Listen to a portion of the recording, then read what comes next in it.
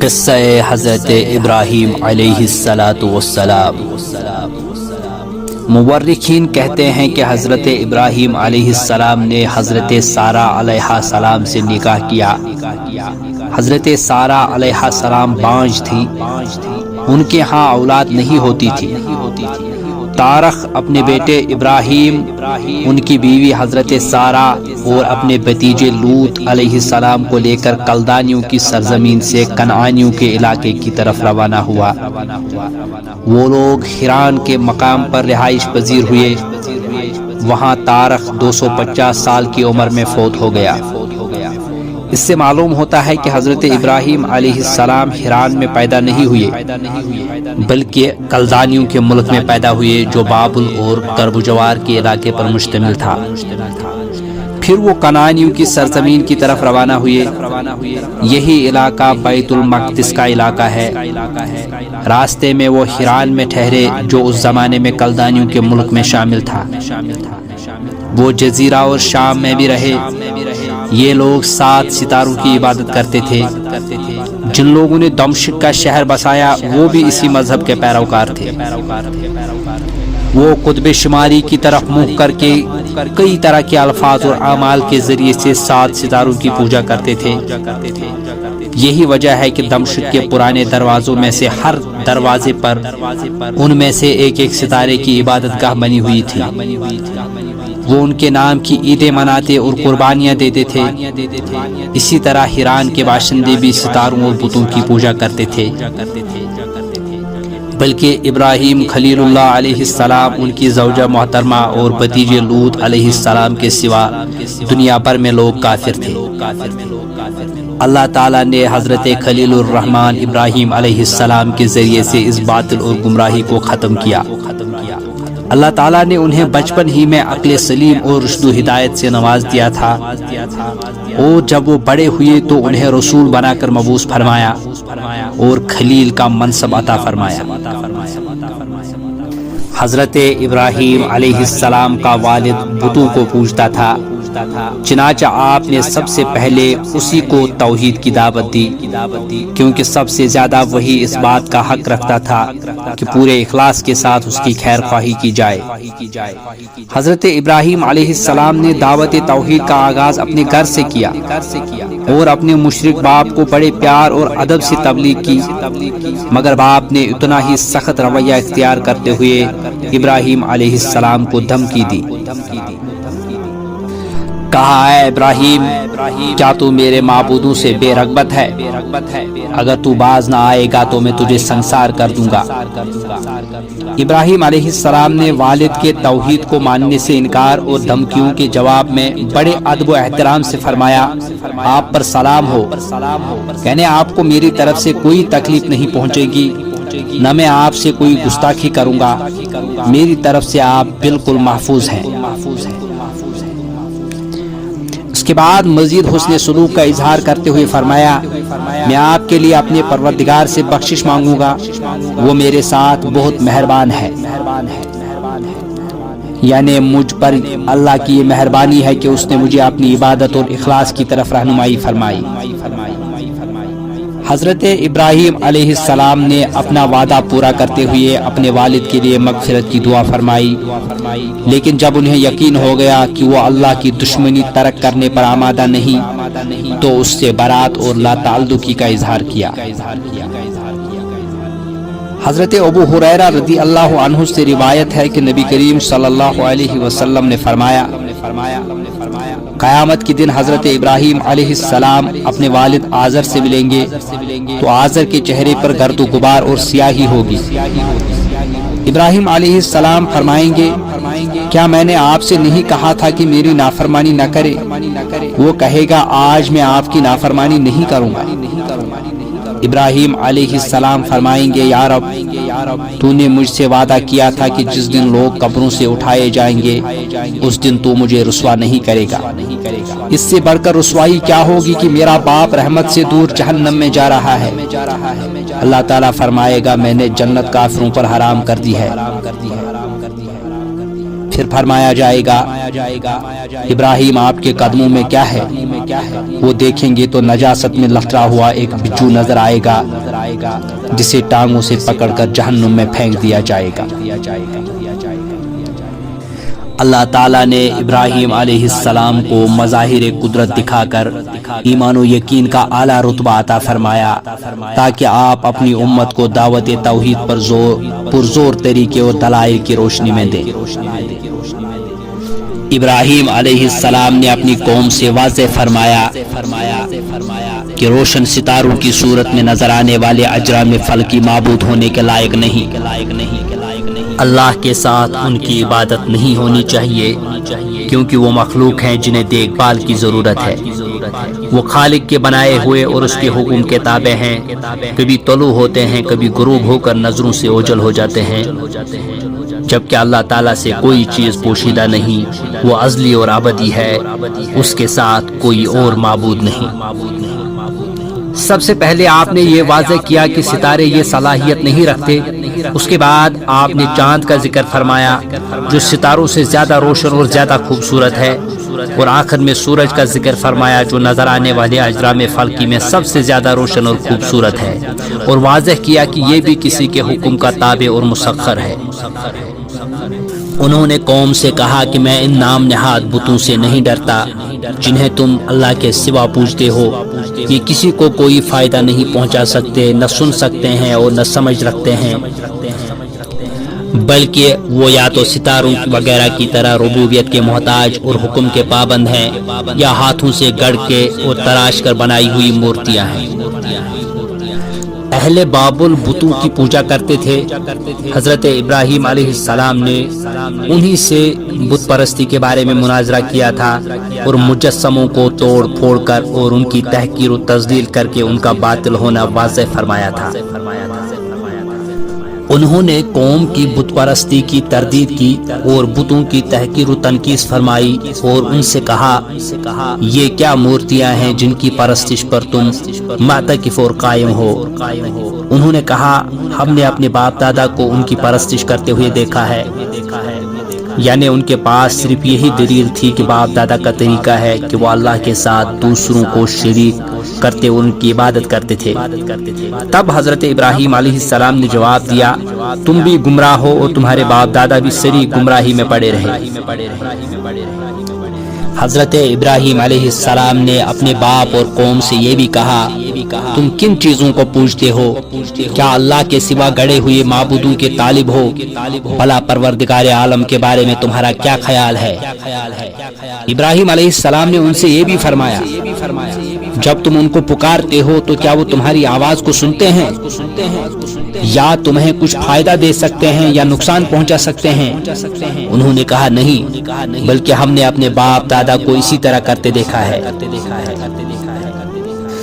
انہوں نے فرمایا میں یہ باتیں انتہائی سنجیدگی سے حقیقت کی بنیاد پر کہہ رہا ہوں، تمہارا اصل معبود وہ ہے جس کے سوا کوئی عبادت کا مستحق نہیں، وہ تمہارا بلکہ ہر چیز کا رب ہے، اس نے آسمان و زمین کو بے مثال پیدا کیا، لہذا وہی اکیلا عبادت کا مستحق ہے، اس کا کوئی شریک نہیں، اور میں اس حقیقت کی گواہی دیتا ہوں۔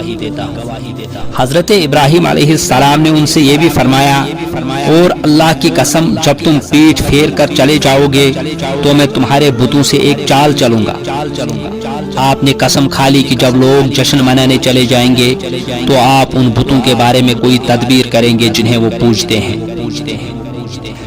وہ لوگ سال میں ایک بار شہر سے باہر نکل کر عید یعنی قومی جشن منایا کرتے تھے۔ ابراہیم علیہ السلام کو ان کے والد نے اس جشن میں شامل ہونے کی دعوت دی تو آپ نے فرمایا میں بیمار ہوں۔ تب انہوں نے ستاروں کی طرف نظر کی اور کہا کہ میں بیمار ہوں۔ پھر جب وہ لوگ عید منانے چلے گئے اور آپ شہر میں اکیلے رہ گئے تو آپ جلدی سے لوگوں کی نظروں سے بچ کر بتوں کے پاس پہنچ گئے۔ دیکھا کہ وہ بڑے شاندار ماحول میں ہیں اور لوگوں نے اپنے خیال میں ان کی خوشنودی حاصل کرنے کے لیے ان کے آگے طرح طرح کے کھانے رکھے ہوئے ہیں، تو ان کا مذاق اڑاتے ہوئے فرمایا تم کھاتے کیوں نہیں؟ تمہیں کیا ہوا ہے؟ تم بولتے کیوں نہیں؟ پھر ان کی طرف مڑ کر دائیں ہاتھ سے ایک ایک ضرب لگاتے گئے۔ آپ کے ہاتھ میں لوہے کا ایک بھاری ہتھیار تھا، وہی مار مار کر انہیں توڑ پھوڑ دیا۔ کہتے ہیں آپ نے بسولہ بڑے بت کے ہاتھ میں دے دیا تھا تاکہ یہ تاثر ملے کہ اسے اپنے ساتھ چھوٹے بتوں کی بھی عبادت کرتے ہوئے دیکھ کر غصہ آ گیا، اس لیے اس نے انہیں توڑ پھوڑ کر رکھ دیا ہے۔ جب لوگ جشن سے فارغ ہو کر واپس آئے اور اپنے معبودوں کی درگت بنی ہوئی دیکھی تو انہوں نے کہا، ہمارے معبودوں کے ساتھ یہ معاملہ کس نے کیا؟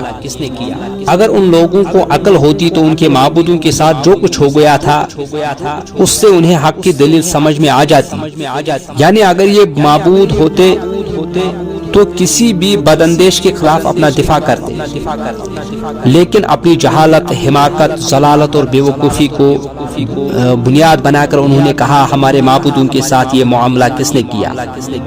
کچھ لوگوں نے کہا، ہم نے ایک جوان کو ان کا ذکر کرتے ہوئے سنا ہے، اس کو ابراہیم کہتے ہیں، یعنی وہ ان کے عیب بیان کرتا ہے، ان کی تحقیر و تذلیل کرتا ہے، اسی نے پیچھے رہ کر انہیں توڑا ہے۔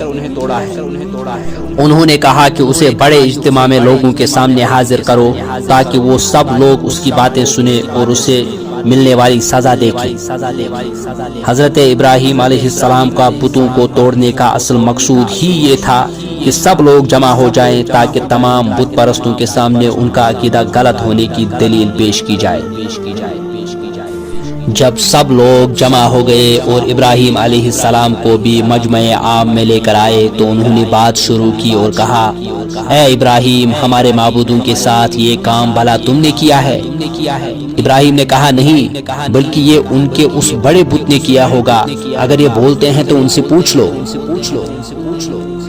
اصل میں ابراہیم علیہ السلام لوگوں کی توجہ اس حقیقت کی طرف مبذول کرانا چاہتے تھے کہ ان کے معبود تو بولنے سے بھی قاصر ہیں، اس لیے انہیں تسلیم کر لینا چاہیے کہ یہ محض عام پتھروں جیسے پتھر ہی ہیں اور اس کے سوا کچھ نہیں۔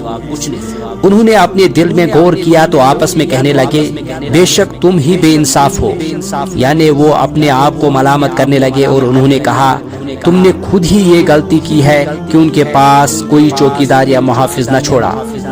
تب انہوں نے سر جھکا لیے۔ انہوں نے کہا، اے ابراہیم، آپ کو معلوم ہے کہ یہ مجسمے باتیں نہیں کرتے، پھر آپ ہمیں کیوں کہتے ہیں کہ ان سے پوچھ لو؟ تب خلیل علیہ السلام نے فرمایا، پھر تم اللہ کو چھوڑ کر ایسی چیزوں کو کیوں پوچھتے ہو جو تمہیں نہ کچھ فائدہ دے سکے اور نہ کچھ نقصان پہنچا سکے؟ تف ہے تم پر اور جن کو تم اللہ کے سوا پوچھتے ہو ان پر بھی، کیا تم عقل نہیں رکھتے؟ قوم نے لاجواب ہونے پر وہی رویہ اپنایا جو ہر سرکش اور متکبر شکست کھانے پر اپناتا ہے، لہذا مشرک قوم نے حضرت ابراہیم علیہ السلام کو نشان عبرت بنانے کا پروگرام بنایا۔ جب وہ لوگ بحث و مناظرہ کے میدان میں شکست کھا گئے اور ان کے پاس کوئی دلیل باقی نہ رہی جسے دلیل کا رنگ دے کر پیش کیا جا سکے، تو انہوں نے حماقت اور سرکشی پر مبنی اپنے مذہب کی تائید کے لیے قوت اور اقتدار کو استعمال کرنے کا فیصلہ کیا، لیکن اللہ تعالیٰ نے اپنی خاص تدبیر سے دین حق کو غالب کر کے اپنی برہان کو پختہ ثابت کر دیا۔ واقعہ یوں ہوا کہ انہوں نے ہر ممکن جگہ سے ایندھن جمع کرنا شروع کر دیا اور ایک مدت تک اکٹھا کرتے رہے۔ نوبت یہاں تک پہنچ گئی کہ اگر کوئی عورت بیمار ہوتی تو یہی نظر مانتی کہ اگر مجھے شفا ہو گئی تو ابراہیم کو نظر آتش کرنے کے لیے اتنا ایندھن دوں گی۔ پھر انہوں نے ایک وسیع ہموار جگہ میں وہ تمام ایندھن رکھ کے اسے آگ لگا دی۔ آگ روشن ہوئی، بھڑکی اور اس کے شعلے بلند ہو گئے، اس سے اتنی بڑی بڑی چنگاریاں اڑنے لگی جو اس سے پہلے کبھی کسی نے نہیں دیکھی تھی۔ تب انہوں نے ابراہیم علیہ السلام کو ایک منجنیق میں رکھا جو حیزن نامی کے ایک کردی آدمی نے بنائی تھی۔ یہ آلہ سب سے پہلے اسی شخص نے بنایا تھا۔ اللہ تعالیٰ نے اسے زمین میں دسا دیا اور وہ قیامت تک دستا ہی چلا جائے گا۔ پھر لوگ حضرت ابراہیم کو پکڑ کر اس کو انہوں نے باندھ دیا اور مشقیں کس دی۔ اس وقت آپ یہ فرما رہے تھے، لا الہ الا انت سبحانک رب العالمین لک الحمد ولک الملک لا شریک لک۔ جب حضرت ابراہیم علیہ السلام کو ہاتھ پاؤں باندھ کر منجنیق میں رکھا گیا اور اس کے ذریعے سے آگ میں پھینکا گیا تو آپ نے فرمایا حسبنا اللہ و نعم الوکیل، یعنی اللہ کافی ہے اور وہ اچھا کارساز ہے۔ اللہ تعالیٰ نے حضرت ابراہیم کا واقعہ بیان کرتے ہوئے اس سرکش اور ظالم بادشاہ سے اس مناظرے کا بھی ذکر فرمایا جس نے رب ہونے کا دعویٰ کیا تھا۔ حضرت ابراہیم علیہ السلام نے اس کی دلیل کو غلط ثابت کر دیا، اس کی جہالت اور کم علمی کو آشکار کر دیا، دلیل کے میدان میں اس کا منہ بند کر دیا اور اس کے سامنے سیدھا راستہ واضح فرما دیا۔ کہا جاتا ہے کہ یہ بابل کا بادشاہ جس کا نام نمرود تھا اس نے پوری دنیا پر حکومت کی تھی، کیونکہ علماء کے قول کے مطابق 4 بادشاہوں نے پوری دنیا پر حکومت کی ہے، جن میں سے 2 مومن تھے اور 2 کافر۔ مومن تو ذوالقرنین اور سلیمان علیہ السلام ہیں اور کافر نمرود اور بخت نصر ہیں۔ علماء فرماتے ہیں کہ نمرود مسلسل 400 سال بادشاہ رہا، اس نے سرکشی، ظلم اور تکبر کا راستہ اختیار کیا اور آخرت کے بجائے دنیا کا حصول پیش نظر رکھا۔ جب اسے حضرت ابراہیم علیہ السلام نے اللہ وحدہ لا شریک کی عبادت کی دعوت دی تو اس نے جہالت اور گمراہی کی وجہ سے خالق کا انکار کر دیا۔ چنانچہ ابراہیم علیہ السلام نے اس سے بحث کی، اس نے اپنے رب ہونے کا دعویٰ کیا تو ابراہیم علیہ السلام نے فرمایا میرا رب زندہ کرتا ہے اور مارتا ہے۔ اس نے کہا میں بھی زندہ کرتا ہوں اور مارتا ہوں۔ چنانچہ اس کے سامنے 2 آدمی پیش کیے گئے جن کے لیے سزائے موت کا فیصلہ ہو چکا تھا۔ اس نے ایک کو قتل کرنے کا حکم دیا اور دوسرے کو معاف کر دیا۔ اس طرح اس نے یہ فریب دیا کہ اس نے ایک کو موت دی اور دوسرے کو زندگی بخشی۔ اس کا یہ عمل حضرت ابراہیم علیہ السلام کی دلیل کا جواب نہ تھا اور نہ اس کا موضوع مناظرہ سے کوئی تعلق تھا، بلکہ یہ ایک بیکار بات تھی جس سے ظاہر ہو گیا کہ اس کے پاس کوئی دلیل نہیں۔ حضرت ابراہیم علیہ السلام نے جو دلیل پیش فرمائی تھی اس کی فصاحت یہ ہے کہ جانداروں کا جینا مرنا ایک عام مشاہدے کی چیز ہے، کیونکہ یہ واقعات خود بخود پیش نہیں آ سکتے، لہذا ضرور کوئی ایسی ذات موجود ہے جس کی مشیت کے بغیر ان کا اشیاء میں وجود میں آنا محال ہے۔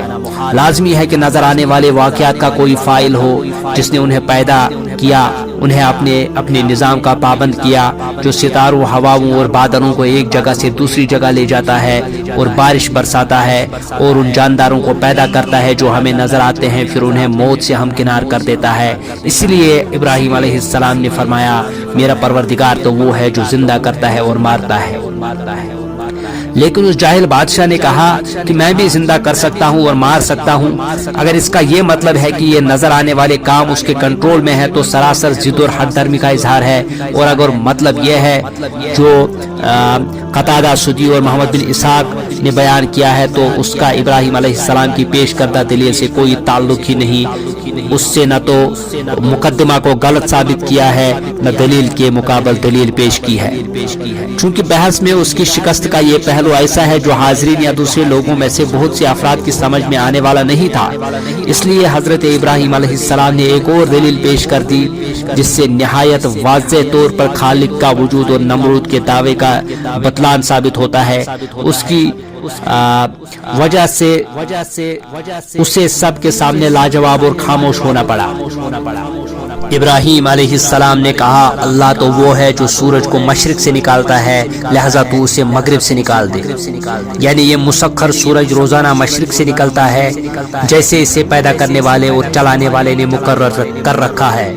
اگر تو ہی زندگی اور موت کا مالک ہے جیسا کہ تیرا دعویٰ ہے کہ تو زندہ کرتا ہے اور موت دیتا ہے تو اس سورج کو مغرب سے لے آ، کیونکہ جس کے ہاتھ میں زندگی اور موت کا اختیار ہو وہ جو چاہتا ہے کر سکتا ہے، اسے نہ منع کیا جا سکتا ہے نہ مغلوب کیا جا سکتا ہے، بلکہ وہ ہر چیز پر غالب ہوتا ہے اور ہر چیز اس کے حکم کی پابند ہوتی ہے۔ اگر تیرا دعویٰ سچا ہے تو یہ کام کر، ورنہ ثابت ہو جائے گا کہ تیرا دعویٰ غلط ہے۔ حقیقت یہ ہے کہ تجھے معلوم ہے کہ ہر شخص جانتا ہے کہ تو یہ کام نہیں کر سکتا، سو تو اس قدر عاجز ہے کہ ایک مچھر بھی پیدا نہیں کر سکتا۔ اس طرح حضرت ابراہیم علیہ السلام نے اس جاہل اور عاجز اس کا عاجز اور جاہل ہونا واضح فرما دیا، لہذا اس کے پاس جواب میں کہنے کو کچھ نہ رہا، اس کا منہ بند ہو گیا، وہ ششدرا رہ گیا، وہ کافر، اور اللہ بے انصافوں کو ہدایت نہیں دیا کرتا۔ کہا جاتا ہے کہ ابراہیم علیہ السلام اور نمرود کے درمیان یہ مناظرہ اس دن ہوا تھا جس دن وہ اللہ تعالیٰ نے انہیں آگ سے بچا لیا تھا، اس سے پہلے ان کا آمنا سامنا نہیں ہوا تھا۔ جس دن وہ اکٹھے ہوئے اس دن یہ مناظرہ واقع ہوا تھا۔ طلوع آفتاب کے وقت نمرود نے اپنی تمام فوجیں جمع کر لی، اللہ تعالیٰ نے اتنے مچھر بھیج دیے کہ سورج ان کی اوٹ میں چھپ گیا، اللہ نے لشکر والوں پر مچھر مسلط کر دیے، انہوں نے ان کا گوشت اس طرح کھا لیا کہ صرف ہڈیاں باقی رہ گئی۔ ایک مچھر بادشاہ کی ناک میں داخل ہو گیا، اللہ نے اس کے ذریعے سے اسے 400 سال عذاب میں رکھا، چنانچہ اس کے سر پر ہتھوڑے مارے جاتے تھے حتیٰ کہ وہ اللہ کے حکم سے ہلاک ہو گیا۔ چنانچہ جب حضرت ابراہیم علیہ السلام نے جب قوم کی ہٹ درمی دیکھی، ان کا انکار اور کفر پر اصرار دیکھا تو نا امید ہو کر ہجرت کا ارادہ فرما لیا۔ انہوں نے اللہ کی رضا کے لیے اپنی قوم سے جدائی اختیار کر لی اور ان کے ملک سے ہجرت فرما لی۔ آپ کی زوجہ محترمہ کی اولاد نہیں ہوئی تھی، اس لیے آپ کی کوئی اولاد نہیں تھی، بلکہ آپ کے ساتھ آپ کے بھتیجے حضرت لوط بن حاران بن آزر تھے۔ بعد میں اللہ تعالیٰ نے آپ کو بھی نیک اولاد عطا فرمائی اور نبوت و کتاب آپ کی نسل میں مقرر فرما دیا، یعنی آپ کے بعد مبعوث ہونے والا ہر نبی آپ ہی کی اولاد سے تھا، اور آپ کے بعد نازل ہونے والی ہر کتاب آپ کی نسل کے کسی فرد پر نازل ہوئی۔ یہ آپ کو اللہ کی طرف سے انعام ملا کیونکہ آپ نے اس کی رضا کے لیے اپنے وطن، خاندان اور قبیلے کو چھوڑ دیا تھا اور ہجرت کر کے اس مقام پر تشریف لے گئے تھے جہاں آپ اپنے رب کی عبادت کر سکتے تھے اور لوگوں کو اس کی طرف بلا سکتے تھے۔ حضرت ابراہیم علیہ السلام ہجرت کر کے جس علاقے میں گئے وہ شام کا ملک تھا، اور اس زمین میں جہان والوں کے لیے برکت رکھی گئی تھی۔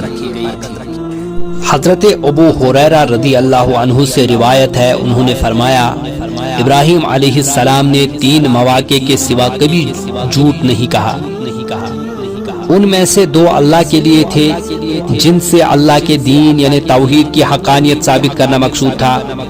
ایک آپ کا یہ فرمانا میں بیمار ہوں، اور یہ فرمانا یہ کام ان کے اس بت سردار نے کیا ہے۔ تیسرا واقعہ یہ ہے کہ ایک دن ابراہیم علیہ السلام اور سارہ علیہ السلام سفر میں تھے کہ ایک ظالم بادشاہ کے شہر مصر سے گزر ہوا، اسے بتایا گیا یہاں ایک مرد آیا ہے جس کے ساتھ ایک حسین ترین خاتون ہے، اس نے آپ کو بلا بھیجا اور پوچھا یہ عورت کون ہے؟ آپ نے فرمایا میری بہن ہے۔ آپ نے سارہ علیہ السلام کے پاس جا کر فرمایا سارہ، روئے زمین پر میرے اور تیرے سوا کوئی مومن موجود نہیں، اس نے مجھ سے پوچھا تھا تو میں نے اسے بتا دیا کہ تو میری بہن ہے، اب میری بات جٹلا نہ دینا۔ بادشاہ نے سارہ علیہ السلام کو طلب کر لیا، جب آپ اس کے سامنے پیش ہوئی تو اس نے ہاتھ بڑھا کر آپ کو چھونا چاہا تو اسے پکڑ لیا گیا، یعنی حرکت نہ کر سکا۔ اس نے کہا میرے لیے اللہ سے دعا کر، میں تجھے تکلیف نہیں پہنچاؤں گا۔ انہوں نے دعا کی تو وہ ٹھیک ہو گیا۔ اس نے پھر آپ کو چھونا چاہا تو پہلے سے زیادہ سخت گرفت میں آ گیا، پھر اس نے کہا میرے لیے اللہ سے دعا کیجیے، میں آپ کو تنگ نہیں کروں گا۔ آپ نے دعا کی تو وہ ٹھیک ہو گیا۔ تب اس نے ایک دربان کو بلا کر کہا تم میرے پاس کوئی انسان نہیں لائے، یہ تو کوئی جن پکڑ لائے ہو۔ اس نے ان کی خدمت کے لیے ایک حاجرہ علیہ السلام کو پیش کر دیا۔ جب سیدہ سارہ علیہ السلام واپس آئی تو حضرت ابراہیم علیہ السلام کھڑے نماز پڑھ رہے تھے۔ انہوں نے اشارے سے پوچھا کیا ہوا؟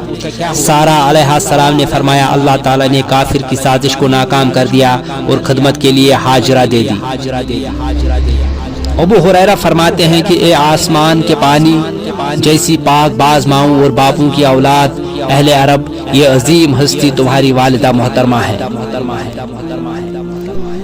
جب سارہ علیہ السلام کو بادشاہ کے پاس لے جایا گیا، حضرت ابراہیم علیہ السلام اسی وقت اٹھ کر نماز پڑھنے لگے اور اللہ سے دعائیں کرنے لگے۔ کہ وہ آپ کی اہلیہ کو محفوظ رکھے اور جس شخص نے آپ کی اہلیہ کے بارے میں بری نیت کی ہے اس کے شر سے بچا لے۔ چنانچہ اللہ تعالیٰ نے حضرت سارہ علیہ السلام کے شرف کو بھی محفوظ رکھا اور اپنے بندے، اپنے رسول، اپنے پیارے اور اپنے خلیل ابراہیم علیہ السلام کے شرف کی بھی حفاظت فرمائی۔ اس کے بعد حضرت خلیل علیہ السلام مصر سے دوبارہ برکت والی سرزمین یعنی ارض مقدس کی طرف لوٹ آئے۔ اس وقت آپ کے ساتھ مویشی، غلام اور بہت سا مال تھا، اور حضرت ہاجرہ قبطیہ مصریہ علیہ السلام آپ کے ہمراہ تھی۔ پھر حضرت لوط علیہ السلام اپنے کثیر اموال سمیت غور کے علاقے کی طرف ہجرت کر گئے، کیونکہ ابراہیم علیہ السلام نے انہیں یہی حکم دیا تھا۔ وہاں آپ سدوم کے شہر میں اقامت پذیر ہوئے، جو اس دور میں اس علاقے کا مرکزی شہر تھا۔ یہاں کے باشندے کافر، بدکار اور شریر تھے۔ اللہ تعالیٰ نے حضرت ابراہیم علیہ السلام پر وحی نازل فرمائی تو آپ نے اللہ کے حکم سے نظر اٹھا کر شمال، جنوب، مشرق اور مغرب کی طرف دیکھا۔ اللہ تعالیٰ نے آپ کو بشارت دیتے ہوئے فرمایا، میں یہ سرزمین تجھے اور تیری اولاد کو قیامت تک کے لیے دوں گا، اور تیری اولاد بڑھاؤں گا حتیٰ کہ وہ ریت کے ذروں کے برابر ہو جائیں گے۔ علماء کرام فرماتے ہیں کہ اس کے بعد کچھ بدمعاشوں نے حضرت لوط علیہ السلام پر قابو پا کر انہیں قید کر لیا، ان کا مال چھین لیا اور مویشیوں کو ہانک کر لے گئے۔ جب حضرت ابراہیم علیہ السلام کو خبر ملی تو آپ نے 318 افراد کو ساتھ لے کر آپ روانہ ہوئے۔ آپ نے لوط علیہ السلام کو بھی چھڑا لیا، ان کا مال و متاع بھی واپس لے لیا، اور اللہ اور اس کے رسول کے دشمنوں کو بہت سی تعداد کو تہ و تیگ کیا، انہیں شکست دی اور ان کا تعاقب کیا حتیٰ کہ دمشق کے شمال تک پہنچ گئے۔ وہاں برزہ کے مقام پر پڑاؤ ڈالا۔ خیال کیا جاتا ہے کہ اسی جگہ کو مقامی ابراہیم کہا جاتا ہے، اس لیے کہ وہاں ابراہیم علیہ السلام کے لشکر نے پڑاؤ ڈالا تھا۔ پھر آپ نے فاتحانہ طور پر اپنے علاقے میں واپس تشریف لائے۔ بیت المقدس کے بادشاہوں نے بڑے احترام کے ساتھ آپ کا استقبال کیا اور آپ کی اطاعت قبول کی، اور آپ اپنے وطن میں اقامت پذیر ہو گئے۔ آپ پر اللہ کی طرف سے درود و سلام ہو۔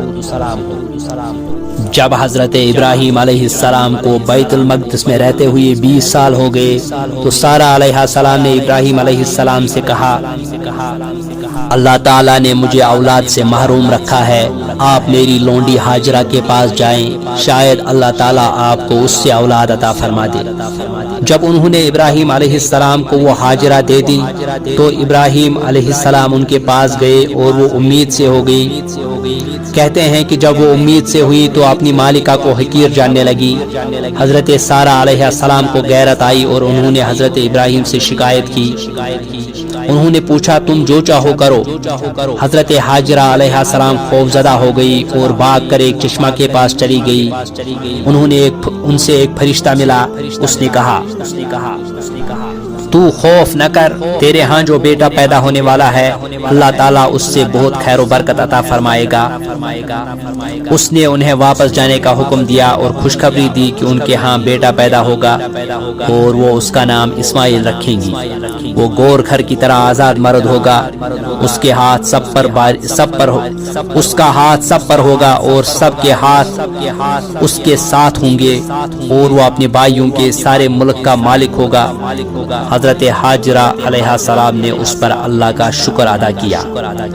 یہ خوشخبری آپ علیہ السلام کی اولاد میں سے حضرت محمد صلی اللہ علیہ وسلم پر صادق آتی ہے، کیونکہ عربوں کو نبی کی وجہ سے سرداری کا مقام حاصل ہوا اور مشرق و مغرب کے سب ممالک ان کے قبضے میں آ گئے، اور اللہ تعالیٰ نے آپ کی امت کو وہ علم نافع اور عمل صالح عطا فرمایا جو پہلے کسی قوم کو نصیب نہیں ہوا تھا۔ جب حضرت ہاجرہ علیہ السلام واپس آئی تو ان کے ہاں اسماعیل پیدا ہوئے۔ کہتے ہیں کہ جب اسماعیل پیدا ہوئے تو اس وقت حضرت ابراہیم کی عمر 86 سال تھی۔ حضرت اسماعیل علیہ السلام اپنے بھائی اسحاق علیہ السلام سے 13 سال پہلے پیدا ہوئے۔ جب اسماعیل علیہ السلام پیدا ہوئے تو اللہ تعالیٰ نے حضرت ابراہیم کو وحی کے ذریعے سے خوشخبری دی کہ حضرت سارہ سے اسحاق پیدا ہوں گے۔ آپ نے اللہ کو سجدہ کیا۔ اللہ تعالیٰ نے فرمایا، میں نے اسماعیل کے بارے میں تیری دعا قبول کی، میں اسے برکت دوں گا، کثرت عطا فرماؤں گا اور بہت زیادہ بڑھاؤں گا۔ اس سے 12 سردار پیدا ہوں گے اور میں اسے ایک بڑی قوم کا سردار بناؤں گا۔ جب حضرت حاجرہ کے ہاں اسماعیل کی ولادت ہوئی تو اس سے حضرت سارہ علیہ السلام کے جذبات برانگیختہ ہو گئے۔ انہوں نے حضرت خلیل سے مطالبہ کیا کہ انہیں ان کے سامنے نہ رکھے۔ حضرت ابراہیم علیہ السلام نے انہیں اور ان کے بیٹے کو وہ لے کر چلے کہ حتیٰ کہ انہیں وہاں ٹھہرا دیا جہاں آج کل مکہ مکرمہ کا شہر آباد ہے۔ اسماعیل اس وقت دودھ پیتے بچے تھے۔ جب حضرت ابراہیم علیہ السلام انہیں وہاں چھوڑ کر پلٹے تو حضرت حاجرہ نے اٹھ کر دامن پکڑ لیا اور بولی، ابراہیم آپ ہمیں اس جگہ چھوڑ کر جا رہے ہیں، ہمارے پاس تو ضرورت کی اشیاء بھی نہیں۔ جب بار بار سوال کرنے پر بھی جواب نہ ملا تو انہوں نے کہا، کیا آپ کو اللہ نے یہ حکم دیا ہے؟ فرمایا ہاں۔ تب انہوں نے کہا، اگر یہ بات ہے تو وہ ہمیں ہلاک نہیں ہونے دے گا۔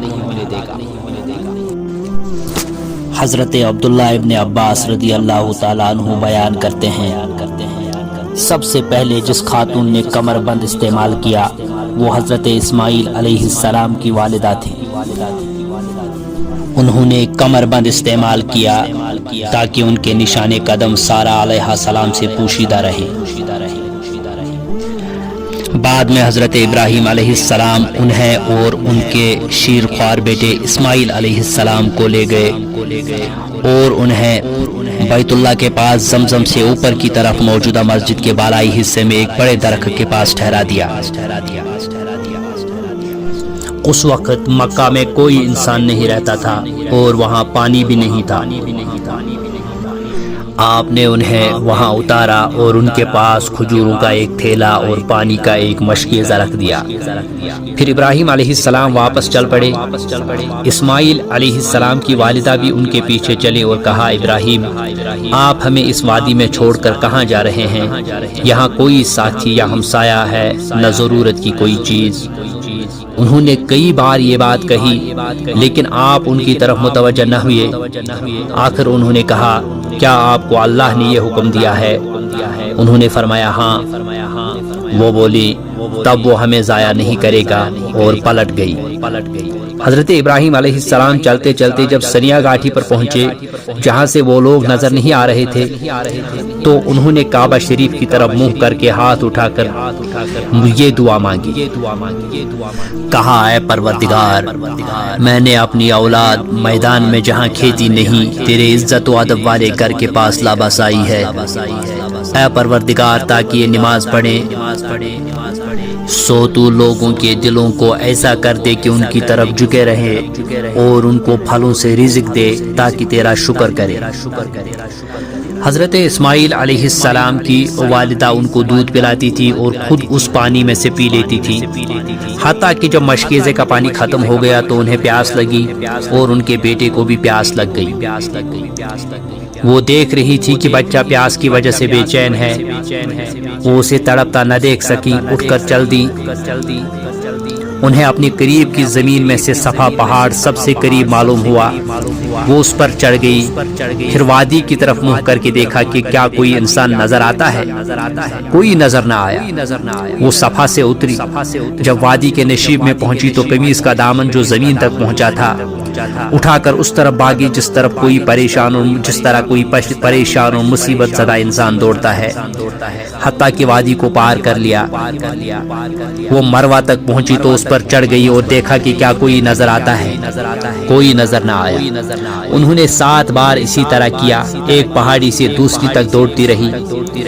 حضرت عبداللہ ابن عباس رضی اللہ عنہ بیان فرماتے ہیں کہ نبی کریم صلی اللہ علیہ وسلم نے فرمایا، لوگ اسی وجہ سے ان دونوں پہاڑوں صفا اور مروہ کے درمیان دوڑتے ہیں۔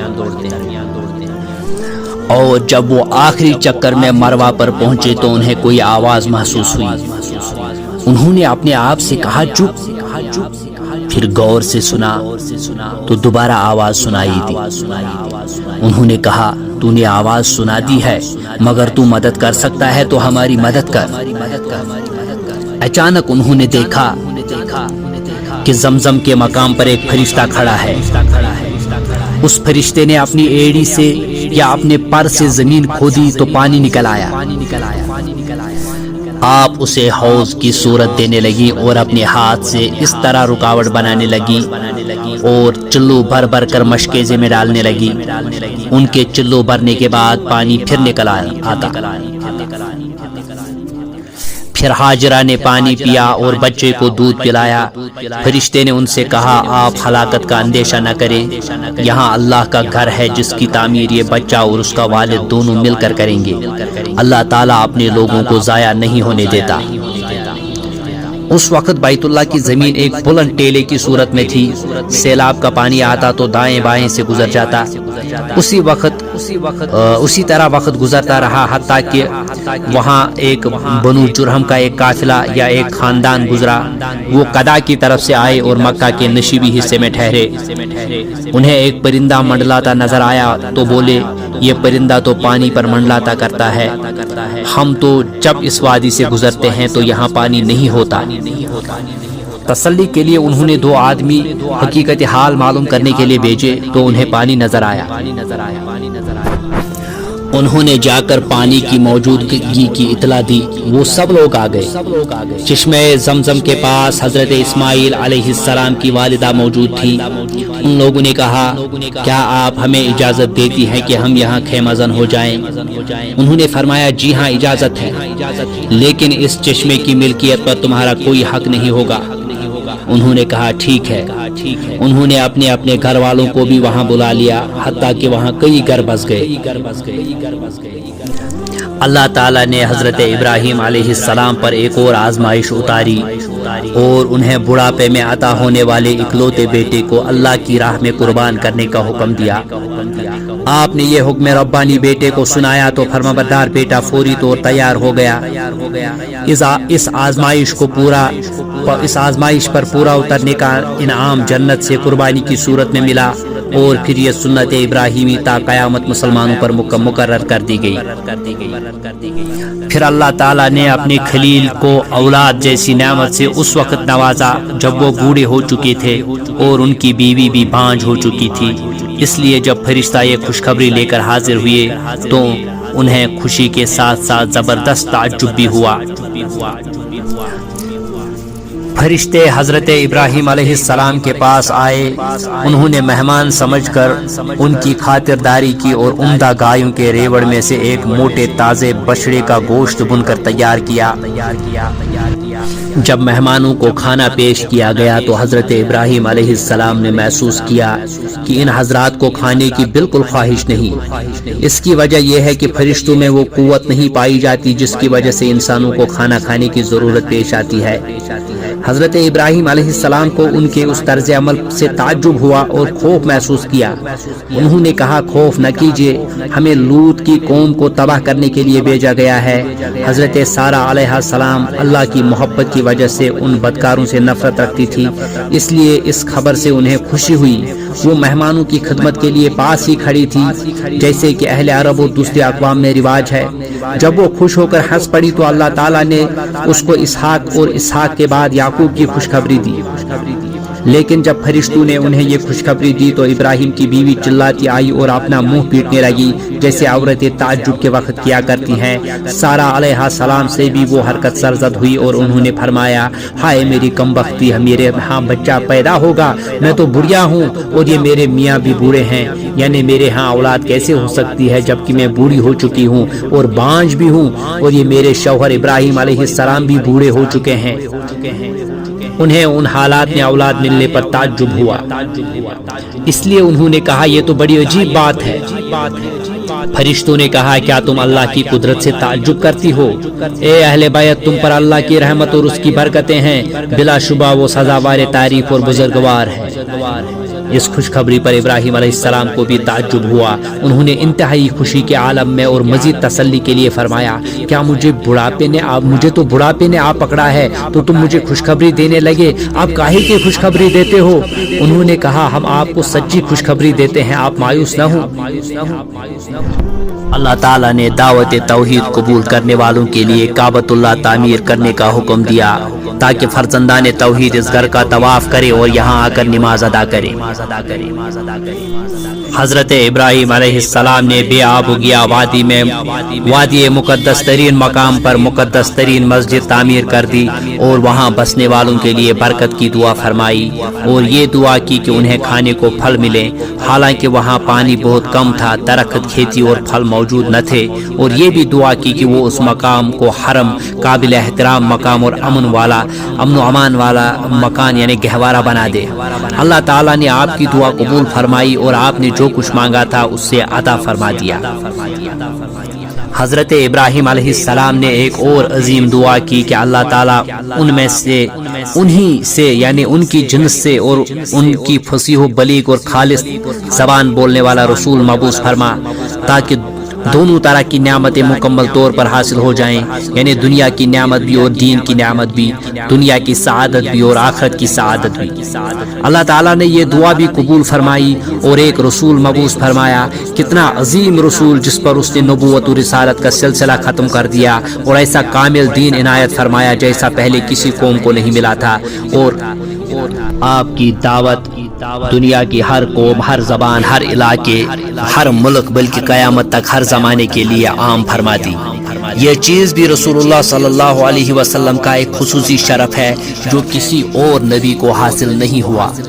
آپ کریمانہ اخلاق کے حامل، امت کے لیے کامل شفقت و رحمت کے جذبات رکھنے والے، معزز خاندان کے فرزند اور افضل ترین شہر کے رہنے والے تھے۔ چونکہ حضرت ابراہیم علیہ السلام نے زمین پر کعبہ شریف کو تعمیر کیا تھا، اس لیے وہ آسمانوں پر بلند ترین مقام کے مستحق ٹھہرے اور بیت المعمور ان کا مقام قرار پایا، جو ساتوں آسمانوں والوں کا مبارک کعبہ ہے، جس میں روزانہ 70,000 فرشتے داخل ہو کر اللہ کی عبادت کرتے ہیں، پھر قیامت تک دوبارہ ان کی باری نہیں آتی۔ ایک طویل عرصہ تک حضرت ابراہیم علیہ السلام کی تعمیر کردہ عمارت قائم رہی۔ اس کے بعد قریش نے کعبہ کو تعمیر کیا۔ انہوں نے ابراہیمی تعمیر میں سے شام کی طرف یعنی شمالی جنوب سے کچھ حصہ چھوڑ دیا۔ موجودہ تعمیر اسی کے مطابق ہے۔ حضرت ابراہیم علیہ السلام کا شمار ان 5 اولو العزم پیغمبروں میں ہوتا ہے جن کو اللہ تعالیٰ نے قرآن مجید میں تمام انبیاء میں سے خاص طور پر نام لے کر ذکر فرمایا۔ اولو العزم پیغمبروں میں حضرت محمد صلی اللہ علیہ وسلم کے بعد آپ ہی سب سے افضل ہیں۔ آپ ہی کو رسول اللہ صلی اللہ علیہ وسلم نے ساتوں آسمان پر اسی بیت المعمور پر ٹیک لگا کر بیٹھے دیکھا، جس میں روزانہ 70,000 فرشتے داخل ہوتے ہیں، پھر دوبارہ ان کی باری کبھی نہیں آتی۔ لوگ قبروں سے بے لباس قیامت کے دن اور غیر مختون اٹھائے جائیں گے۔ سب سے پہلے حضرت ابراہیم کو لباس پہنایا جائے گا۔ حضرت ابراہیم علیہ السلام نے پوری زندگی احکام الہی کی کما حقہ ادائیگی کر کے حق اطاعت و رسالت نہایت خوبی سے ادا کر دیا۔ آپ کی اسی خوبی کو اللہ تعالیٰ نے اقوام عالم کے لیے بطور نمونہ پیش کیا۔ امام ابن جریر رحمۃ اللہ علیہ نے تاریخ میں لکھا ہے کہ حضرت ابراہیم کی وفات نمرود بن کنان کے دور حکومت میں ہوئی۔ اس کے بارے میں کہا جاتا ہے کہ اس نے 1000 سال حکومت کی اور وہ انتہائی ظالم اور سنگ دل آدمی تھا۔ اس کا تعلق قبیلے بنو راسب سے تھا، جس کی طرف حضرت نوح علیہ السلام کو نبی بنا کر بھیجا گیا۔ وہ اپنے زمانے میں پوری دنیا کا بادشاہ تھا۔ کہتے ہیں کہ آسمان میں ایک انتہائی روشن ستارہ نمودار ہوا، جس سے سورج اور چاند کی روشنی ماند پڑ گئی۔ اس سے بہت سے لوگ ہلاک ہو گئے۔ نمرود بھی پریشان ہو گیا۔ اس نے اپنے کاہنوں اور نجومیوں کو طلب کیا اور اس کے بارے میں پوچھا۔ انہوں نے کہا آپ کی رعایا میں ایک لڑکا پیدا ہوگا جس کے ہاتھوں آپ کی حکومت ختم ہو جائے گی۔ اس نے حکم جاری کر دیا کہ تمام مرد عورتوں سے الگ رہیں اور اس دن کے بعد جو بھی بچہ پیدا ہوا اسے قتل کر دیا جائے۔ حضرت ابراہیم علیہ السلام کی ولادت انہی دنوں میں ہوئی، لیکن اللہ تعالیٰ نے آپ کو ظالموں سے محفوظ رکھا۔ آپ بڑے ہوئے اور جوان ہوئے، پھر وہ واقعات پیش آئے جن کا ذکر ہم نے ابھی کچھ دیر پہلے آپ کے سامنے کیا ہے۔ آپ کی ولادت سوس کے مقام پر ہوئی۔ بعض نے بابل اور بعض نے قوسا کا نام لیا۔ حضرت عبداللہ ابن عباس رضی اللہ عنہ کا قول ہے کہ آپ دمشق کے مشرق میں برزہ کے مقام پر پیدا ہوئے۔ جب اللہ تعالیٰ نے آپ کے ہاتھوں سے نمرود کو تباہ کر دیا تو آپ ہجرت کر کے ہیران اور پھر شام تشریف لے گئے۔ آپ ایلیا کے علاقے میں بھی رہے اور وہاں آپ کے ہاں اسماعیل اور اسحاق پیدا ہوئے۔ آپ کی اہلیہ محترمہ حضرت سارہ علیہ السلام آپ کی زندگی میں کنعان کے علاقے کے ہبرون کے مقام پر اہلی کتاب کے قول کے مطابق 127 سال کی عمر میں فوت ہوئی۔ حضرت ابراہیم بہت غمگین ہوئے اور اظہار غم کیا۔ پھر بنی حیث کے ایک شخص غفرون بن سخر سے 400 مسکال کے عوض ایک غار خریدا اور سارہ علیہ السلام کو وہاں دفن کر دیا۔ کہا جاتا ہے کہ حضرت ابراہیم علیہ السلام نے اپنے بیٹے اسحاق کی شادی رفقہ بنت بتویل بن ناہور بن تارک سے کی، اور کہا جاتا ہے کہ پھر حضرت ابراہیم نے کنتورہ سے شادی کی جن سے اولاد بھی ہوئی۔ پھر حضرت ابراہیم علیہ السلام بیمار ہو گئے اور 175 سال کی عمر میں فوت ہو گئے، اور غفرون حیثی کے کھیت میں اپنی زوجہ محترمہ کے قریب مذکورہ بالاکار میں دفن ہوئے جو ہبرون میں واقع ہے۔ آپ کے دفن کا اہتمام حضرت اسماعیل اور حضرت اسحاق نے کیا۔ آپ علیہ السلام کی قبر مبارک اور حضرت اسحاق اور حضرت یعقوب علیہ السلام کی قبریں اس 4 دیواری میں واقع ہیں جسے حضرت سلیمان بن داؤد علیہ السلام نے تعمیر کیا تھا۔ یہ ہبرون کے شہر میں ہے جو آج کل الخلیل کے نام سے معروف ہے۔ اس 4 دیواری میں قبروں کی جگہ کا بالکل صحیح تعین نہیں کیا جا سکتا، اس لیے کہ پورے قطع زمین کا احترام کرنا چاہیے اور اس میں چلنے پھرنے سے اجتناب کرنا چاہیے تاکہ لا علمی میں ان میں سے کسی مقدس ہستی کی قبر پر پاؤں نہ آ جائے۔ آپ کے ہاں سب سے پہلے اسماعیل علیہ السلام پیدا ہوئے جو مصر کے قبطی خاندان سے تعلق رکھنے والی خاتون حضرت ہاجرہ علیہ السلام سے تھے۔ ان کے بعد آپ کی چچا زاد حضرت سارہ علیہ السلام سے آپ کے بیٹے حضرت اسحاق علیہ السلام پیدا ہوئے۔ ان کے بعد حضرت ابراہیم علیہ السلام نے کنتورہ بنت یقطن کنعانہ سے شادی کی جن سے آپ کے 6 بیٹے پیدا ہوئے۔ ان کے نام یہ ہیں مدائن، زمران، سرج، یکشان، نشق، اور چھٹے کا نام معلوم نہیں ہوا۔ ان کے بعد آپ نے حجون بنت امین سے شادی کی جن سے آپ علیہ السلام کے 5 بیٹے کیسان، سورج، امیم، لوطان اور نافذ پیدا ہوئے۔ ابو القاسم سہیلی نے اپنی کتاب التعریف والآلام میں اسی طرح بیان کیا ہے۔